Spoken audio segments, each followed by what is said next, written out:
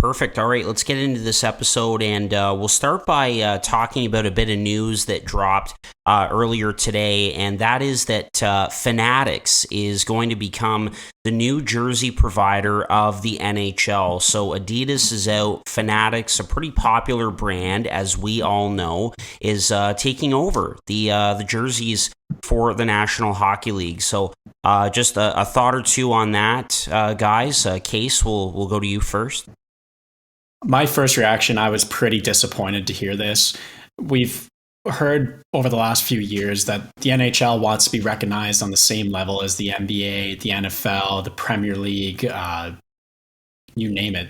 They want to be rate level with all the top dogs, the MLB. I think that's the only one I missed there. Maybe I said that. Anyways, I don't think that this is a step in the right direction. All of those leagues are represented by some of the top sporting goods, such as Nike, Adidas, Puma, Under Armour, etc. I think Jordan is representing quite a few teams' jerseys in the NBA, at least the alternate jerseys. And this is just not it. It's so baffling to me, like taking the jersey that is the discount jersey, the maker of your discount jersey, and then adding them as your sole provider and then for the next 10 years is just sounds like a strange move to me. I'm hoping that they can still provide some sort of, jersey A, jersey B for the fans that can't necessarily afford a $300 jersey. And I'm really hoping that they find a way to procure some better fabrics, because their jerseys just aren't as good of quality, simply said, as the Adidas stuff. That being said, I have a Fanatics jersey. I wear it all the time. I do like it. It's good for just the casual, fan picking up a jersey. But I don't know. I think they just missed the mark with this. But the more I think about it, I think that this might be the NHL being on the breaking ground of a company that's going to start a monopoly. If you look at the history of Fanatics, they started taking over the rights to the league's shops back in, I think it was 2015 is when they started. And each year they added a major sport. It started with, I think it was the MLB, or they started with the NBA, and then they got the NFL, and they got the MLB, they got the NHL, and they just slowly checked off all of the boxes. Well, to me, this is just the first step in their monopoly. They're picking up the NHL to be the primary jersey sponsor, or jersey provider rather, and it's just going to be a snowball effect from here. This company has grown so much over the last decade, and they really are they're creating a sports merchandising monopoly. Like, think about the other acquisition they got. It was Topps Baseball. They now provide the Topps Baseball cards. It's just snowballing at this point. Yeah, Case, I read in an article today on The Athletic, which referred to Fanatics as the Amazon of sports, basically the place to go for all sports to get anything you need. And, they've kind of worked at building that name, building that analogy for themselves, like you said, over the years, and acquiring different companies and starting to provide for the different leagues and stuff. And I believe it was 2017 when they came into the NHL and started making the Fanatics jerseys, which, like you, I also have one of. And, I've got to be honest, when I first heard that this was the provider, like you, Case, I wasn't very excited, because personally, I think Adidas has made the best looking NHL jerseys to date, and I will stand by that. I think they've led the charge in terms of, perfecting the basics, improving on some of the tech that was built by Reebok when the Reebok Edge jerseys came out. And then I think they were also leaders in terms of creativity too. We saw that with their reverse retro series 1 and 2 as well. So I have really loved the Adidas jerseys when they came into the league. So I was a bit disappointed that A, they're not renewing, and B, the contract is being renewed by a company who frankly doesn't make very nice jerseys, at least the ones that I've seen when compared to the pro version Adidas ones that I've held in my hand. So I was a bit, uneasy with the decision, but what am I going to do? It's a 10-year deal and there are millions and millions of dollars involved. No matter what people think, the deal isn't going to get changed by any means, and Fanatics isn't going to be replaced by anybody else over the next 10 years after it kicks in, unless they go bankrupt or something. So we're stuck with it. I will say too, when Adidas did first come into the league, I just mentioned how they're my favorite looking NHL jerseys ever, perhaps.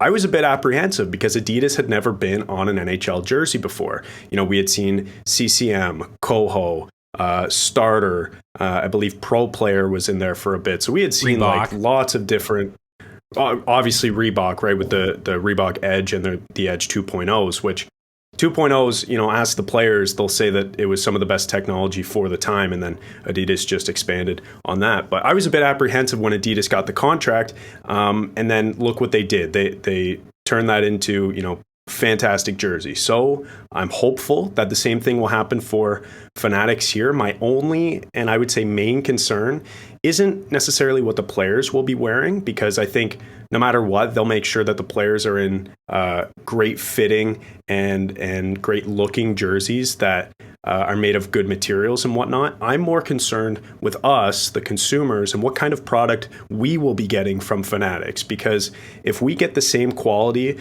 that I currently have on my Vegas Fanatics jersey, but for an increased price tag of around $300, what the Adidas ones were going for, that just won't be acceptable to me. So I think myself and a lot of other jersey nerds out there will make their voices heard if the quality isn't there, because frankly, Fanatics doesn't have that track record as being a company dedicated to the details and to quality. So we'll see what happens, but those are my thoughts on it. Yeah, that's my thought on, I was saying I hope they still provide an A-B jersey option, because this before, Adidas had such high quality jerseys, and I'm with you, Chad. They're my favorite jerseys that have ever been. I love them. A lot of Devils fans don't like them because they don't have the bar at the bottom, but get over it.